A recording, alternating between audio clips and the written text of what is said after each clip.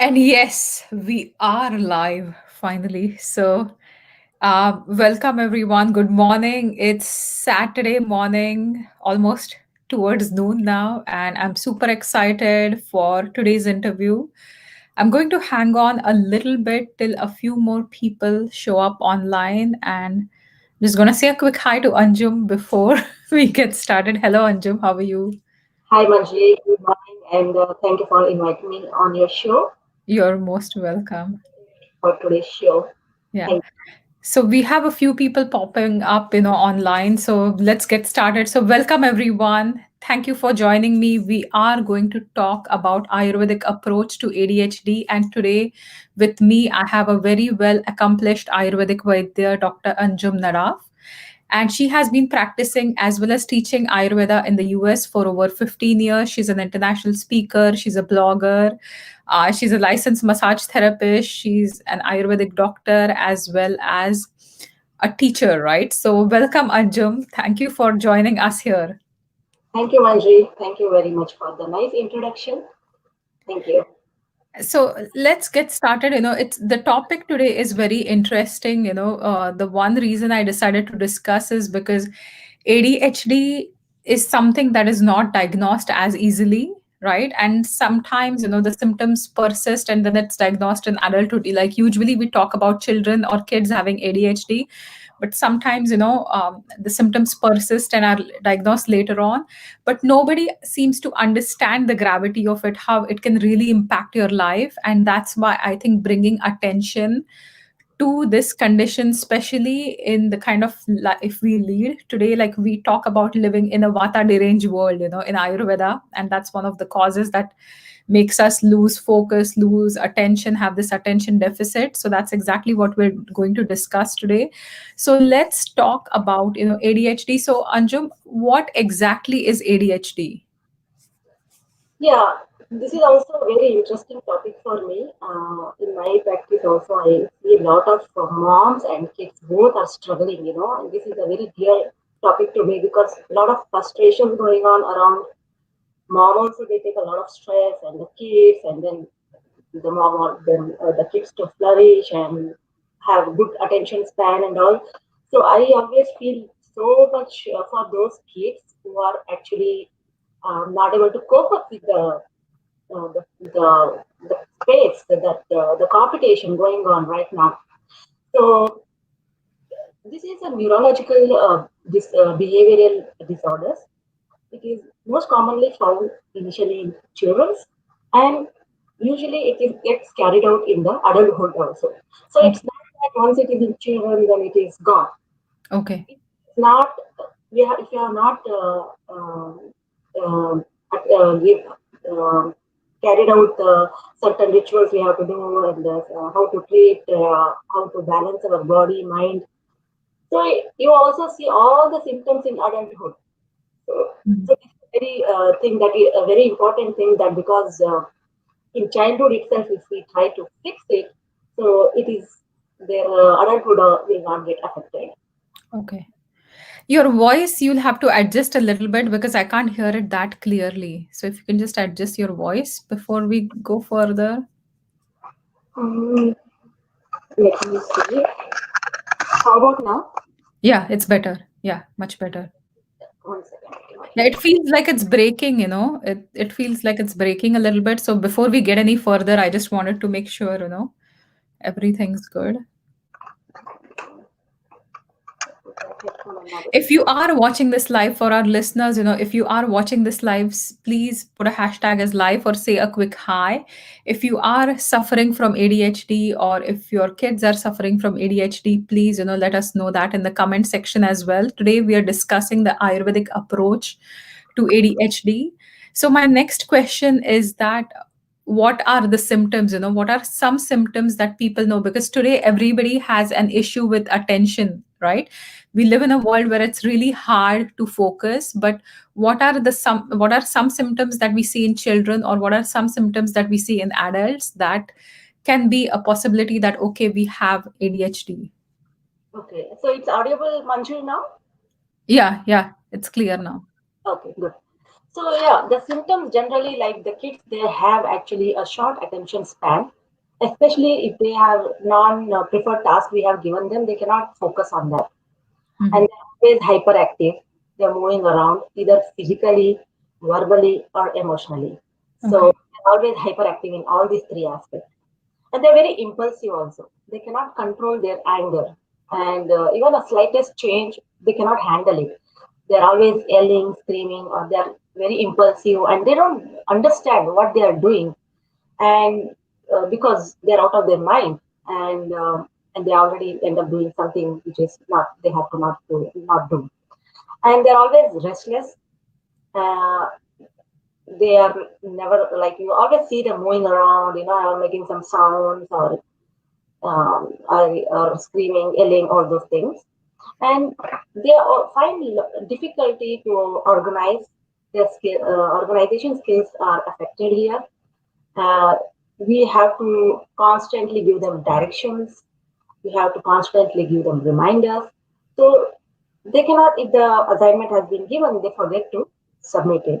Mhm. If once in a while it is happening, that's okay. See, now all the symptoms match with our kids, and it's not that, oh, that means my son or kid is having ADHD. It's not like that.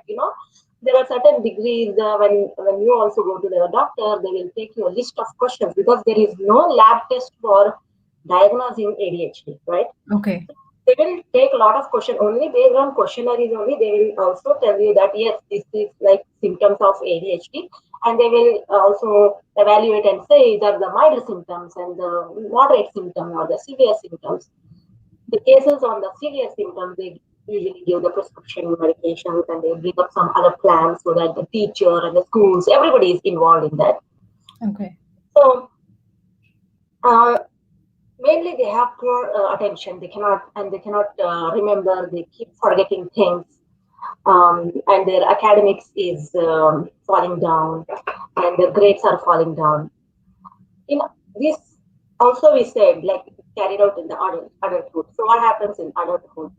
So exactly the same thing. They cannot cope up with their the stress around because there are so many meetings have to be scheduled, or they have to remember certain things when they are in the job and all. They tend to forget, and Mhm. mostly they are changing jobs because they are always getting fired, and Mhm. they're not able to cope up with the stress. They feel restless, they feel frustrated, you know Mhm. lost in the world.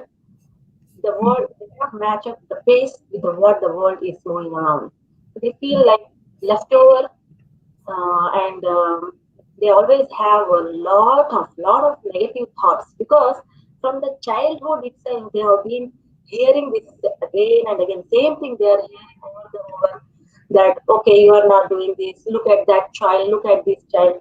So what Mhm. happens as they are growing, they build up their confidence level goes down. They don't have that Mhm. confidence to fight or say yes, I have this good quality, because surrounding people have made them realize that they are not, there is some problem with them and they cannot overcome with that. So Mhm. yeah, so and their sleep, which is definitely the ADHD in children or ADHD in adults, their sleep is the one which is affected a lot. So they are either wake up cranky, foggy mind, no focus, no motivation, a lot of other things like symptoms we will see in the adults also. Okay. So thank you for saying that, because a lot of this goes undiagnosed and then people just think, oh, I'm disorganized, or oh, maybe it's like my nature, it's my behavior. And sometimes people don't understand that it is something that can be taken care of. It is something that can definitely be treated. It is something that can definitely be managed, and Ayurveda has like really important tools to manage it. I'm going to say a quick hi to our viewers. Hi Vrinda, nice to see you. Hello Adelaide. Hi Atika, hi Bill Corson. Thank you. Yeah, it's a really good topic. That's why I have, Anjum here. And this is very real because sometimes people really into adulthood struggle to keep a job and, low esteem. Then sometimes it could relate into drug usage and, different conditions, addictions where you're trying to run away from the reality or create an alternate reality, right? So when we look at this scenario, we talk about the impact. What is something that a person can do about it? We're talking about the Ayurvedic approach. So can foods cause it? Is there something that can aggravate it? And what should a person who's struggling with ADHD, know in terms of their Ayurvedic diet to be able to change this? So in Ayurveda, this all the mental disorders are categorized into Vataja disorders. So like we have three doshas, Vata, Pitta, and Kapha. And generally, mainly the Vata is impaired in the Mhm. body and the mind. So as you see, the Vata qualities are it's light, it's wind, it's always moving.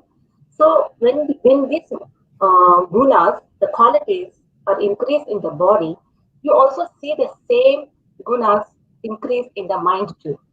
So Okay. mind is always like wavering, thinking. It's like in the for especially in the kids, they are not in the class. They are always thinking about something else. So all these qualities you will also see in. So it's you will see in the mind also. Mhm. Um, uh, so your question was how the food impacts. Yes, Yeah. definitely there is a lot of impact on the food. In Ayurveda, it has told that there is imbalance in the body. So some food causes the imbalances because uh, what we take certain food increases certain elements in our body to increase. Some Mhm. of the physiological factors which are discussed in classical Ayurvedic texts, that is that intaking of unhygienic food. Unhygienic means that food which is contaminated, or when you are using a raw food with a cooked food, the Okay. bacteria contaminated, all those kind of food poisoning, and certain food like processed food. So we sometimes, many times, we are using lot of processed food in our diet, especially like we use the tin food and the canned food, preservatives. They got lot of preservatives inside, and they also have some lot of high sodium content in them also. Okay. Most of the food they are added colors, dyes, which is actually nowadays people are becoming more aware of this, that they are avoiding to take the added colors. Instead of using colors, they are going for the vegetable colors right now. Mhm. And see, in the market, you get a lot of bacon and all food, but the preservatives added in them are very high, and they have a lot of sodium that nobody pays attention. Everybody knows that they have to eat healthy, but when Mhm. they go and buy the tin food, so sometimes you find the vegetables also in the tin food. Frozen chopped vegetables are okay because they are directly chopped and frozen. Mhm. But food, canned food, all those things we have to take into consideration. And Mhm. third is to these people with the ADHD, they want to stimulate their sensory stimulation they need. So what they do, they always go for sweet and sugary food. They love candies, they love chocolates, they love donuts. They crave for that. I've seen a plant where the mom had to hide all the candies in the house, and that's what I also encourage, that do not bring. Who is the one bringing in the home? You are the right. So if you don't bring, then the kids will not indulge in all this sugary. Mhm. So we have to focus on the food things like sugary items. We definitely need to avoid the unprocessed food, dyes, and all those things. We have to see what we are bringing in the home, or we are making the grocery list.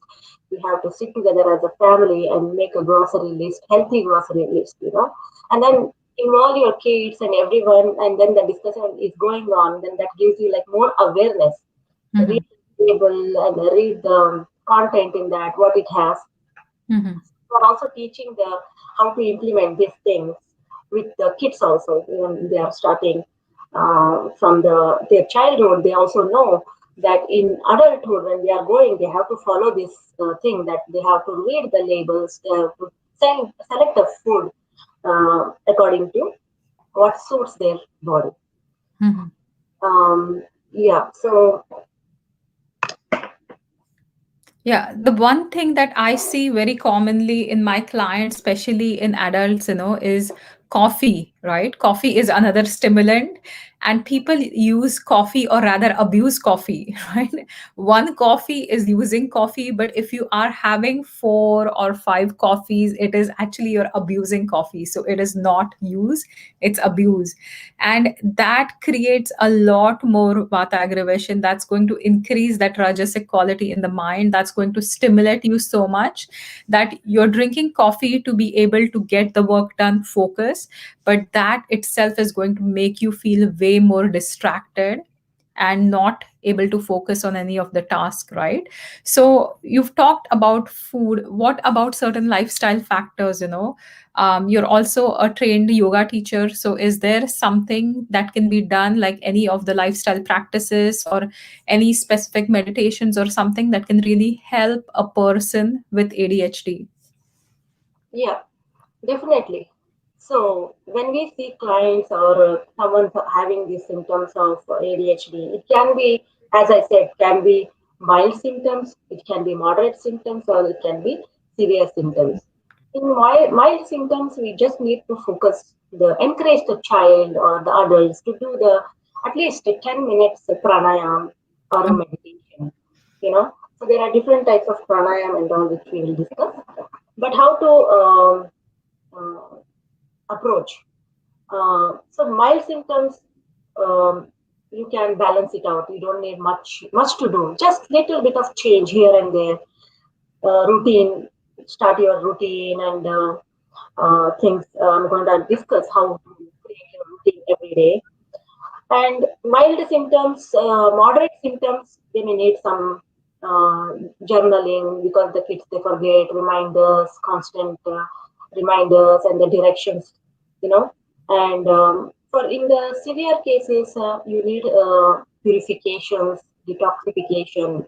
So at this stage, when you go to the doctors, usually they end up going at that stage, and usually the ADHD symptoms you will be seeing in child, but the certain things parents and they are not ready to accept it. And as the child is growing in the when they are in the middle age class or something, then it becomes more and more clear, and they are not able to cope up with the task and all. Mhm. So What ab- what about medications? What are your thoughts on ADHD medications? A lot of children, a lot of adults, start taking medications right from, when they're diagnosed, and they keep taking different medications throughout. So what are your thoughts on the medication piece? yeah, so generally in the ADHD, the drug they help in stimulating the brain cells to release most of the neurotransmitters. Those are like we have the hormones called dopamine and norepinephrine and serotonin levels. They usually give the drugs to increase these hormone levels in your body. But also these medications also makes overstimulation of your central nervous system, which Hmm. is not required. Okay. Okay. So when you want these hormones to be released, you can also do that with the natural stuff. Okay. So you don't need to. What happens when these hormones are released? When the child, when in the central nervous system, we have the parasympathetic and sympathetic mode, right? Mhm. So parasympathetic mode, we are actually very relaxed, and we are in the relax and digest mode. That means Mhm. we are relaxed. When we are in relax, our digestion is good. Mhm. What right? So when the digestion is good, when the assimilation is good, when the nourishment, then the nourishment happens, then the both body and the mind get nourished with the food, whatever we take. But when the digestion is not good, so all the things get impaired, right? Mhm. So we are talking about the sympathetic and That's parasympathetic. correct. In the sympathetic mode, we are always in the flight and fight mode. Yeah. Imagine what it is. In the flight and flight mode, what happens? Imagine a lion chasing behind you. What Mhm. do? Do you just stand there Mhm. and think that it's not going to come close? No, right? So generally, what happens? You start running for your life. So your Mhm. adrenaline is increased, your palpitation, your breath is increased, your stress levels are increased. So here, the same thing is happening, but there is no lion. Got Mhm. it? So in the life, the things are going. So we are always in the stress and flight and fight mode. So these medicines help you to bring your body into the relaxed mode. That is the Mhm. parasympathetic mode. Mhm. So we have a lot of Ayurvedic or routines or like massage meditation. They help you to come into parasympathetic mode. So what I told you that like in the mild symptoms or in the moderate symptoms, where we can help the child. You don't need to put supplements, medications directly into the body. Mhm. They help you. The adrenal and the Ritalin, generally the Yeah. supplements which are given for the Yeah. ADHD to balance, they Yeah. do really help. But see, when it is in a higher, too much, a lot of symptoms are there, and the child is not at all sitting in one place, and is not at all listening, and they cannot. Sometimes they have hearing impaired and vision impaired, Yeah. so they cannot take that information. They cannot process. The brain cannot process that information. Yeah.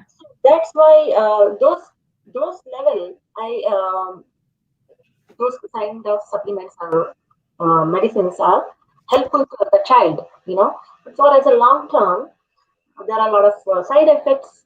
A lot of side effects are there, and again the kids, they have a lot of like their foggy mind, and they also I have seen that only when they take that supplement they are able to function. Yeah. Otherwise, they are not able to function. You know, Mhm. that my child didn't take.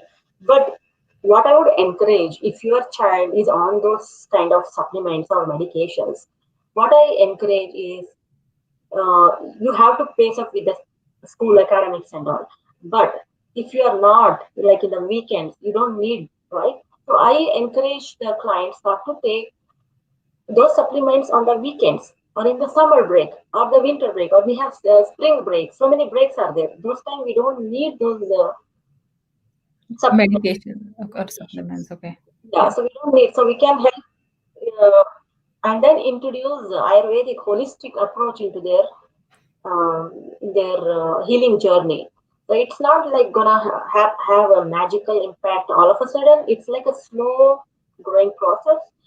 You need to incorporate a lot of things in your life. You have to change your diet, you change your lifestyle, you change the way you're thinking.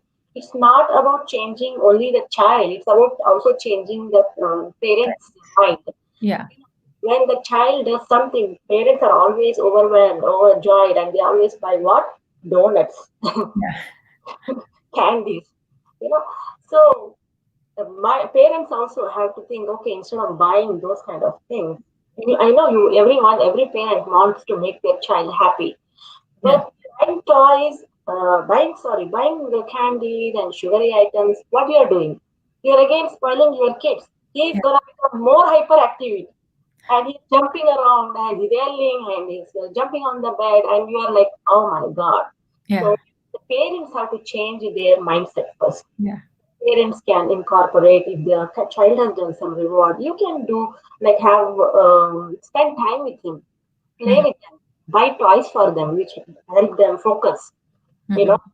you can plan a short vacation. You can tell them, since you did that, I'm gonna spend the evening with you, and I'm Mhm. going to quality time. We are all spending time. But tell me, how many people are spending a quality time? Yeah. Yes, Yeah. even though we are there as the parents in the house, we are actually not there. That's what I give this definition, because so many, now because of the virtual, everybody is so busy now. They are always with their laptop, and everybody is with the laptop. Each one Yeah. is having their laptop, and we are there in the house, but not actually there. So give the quality time. Spend the quality time with your child. Mhm. Encourage the child to read, or read along with him, or read the story. Take a turns, play around. And Mhm. have a fight with your child. Also a lot of things we can change in the way the parents also think, and so we need to create this water calming environment in the house. It's not just for the child. So if there is any stress with the parents they are having with the office related stuff or job related stuff, don't take over. Don't pass it on to the child. You are always saying, "Stop it! I am having a meeting. Not now." You know what you are doing always. Be available to your children. Listen to them, right? And see that you can help them initially itself. They can get connected with them, just giving the food and just serving them food and other requirements is not just the duty of the parents. Mhm. And yeah, certain pranayam and meditations, you were saying that the meditation, it's a very good practice before the school begins. Wake up a little bit early. These people need a routine. Okay, if there is a no routine, they cannot function good. It's Mhm. not that you can wake them up anytime. Okay, Sone do, let them sleep for some time or let them wake up little late. Even in a weekends, you need to have a routine with them. Mhm. If you are working hard, creating that routine, and on the sixth day you say, okay, it's Saturday, it's a Friday night, gone. It's Mhm. all waste. So you need to create that routine. The routine has to be consistent and cannot take a break. They have to wake up on the same time and sleep on the same time. When you create this kind of a routine, you are also um, making your body clock work, which we have like a circadian rhythm. So that also get regulated. Mhm. And yeah, so These are some, really, really good points that you mentioned. A lot also has to do with lifestyle. Often, we focus on the behavior, but we forget that diet, lifestyle is a part of it, right? And like the one point I really liked was the qualitative attention that you give to the kids, rather than exposing them to blue light, playing games all the time. Like spend time with them, let them play outside, or let them like have qualitative time with, the parents. And creating a stress free environment at home is equally important. So sometimes, subconsciously, like no conscious parent is going to transfer that stress to the kid, but subconsciously it does happen. COVID has been stressful to a lot of people. The one other thing I would add is, just something on lines with the food, that I also see a lot of sensitivities to foods in my practice. When you talk about the red dye or the yellow dye, even, diet pop or aspartame, gums with aspartame, MSG is another common preservative, and it's a flavor enhancer rather than preservative. MSG, monosodium glutamate, known as yeast extract. It's in Maggi noodles, taste maker. It's in a lot of taste makers, especially like kids foods, which have to taste yummy and all that, are packed with these things which you don't require, right? And this causes hyperstimulation, where kids with ADHD are already really sensitive. Like if you look at their nervous system, they have difficulties processing because their nervous system is already hypersensitive, and that is why they're having a lot of disorganization in the mind as well. And you're stimulating the nervous system even further.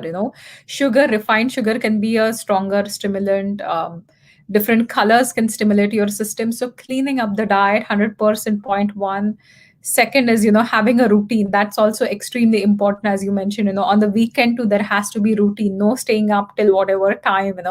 There has to be a very, very specific routine. No, thank you so much. This was really, really important. And thank you. to add one more thing. Yeah. See, exercise also helps.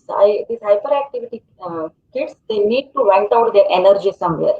So Okay. you have to put them in some kind of the activities or playful activities, and so that they burn out that. Okay. And the exercise, even for the adult also, it's not just for kids alone. Even adults need that to balance their energy levels. So the exercise helps in increasing the endorphin, which will Okay. help us improve the mood of the child or the adults. So Okay. exercise also elevates the brain's level of dopamine, the neurotransmitter, which we just spoke about, dopamine, Yeah. serotonin levels. And there are so many research have been carried out, especially related to the massage. So in the massage, when you can carry out this, one of the tips I would like to give for my audience is you can massage yourself if you are suffering from the ADHD or unable to focus yourself. You can start doing massage with the oils, Mhm. especially at the bedtime, so that your vata is controlled. You know, so you can use either just dab some oil in your hand, like almond oil or sesame oil or coconut oil.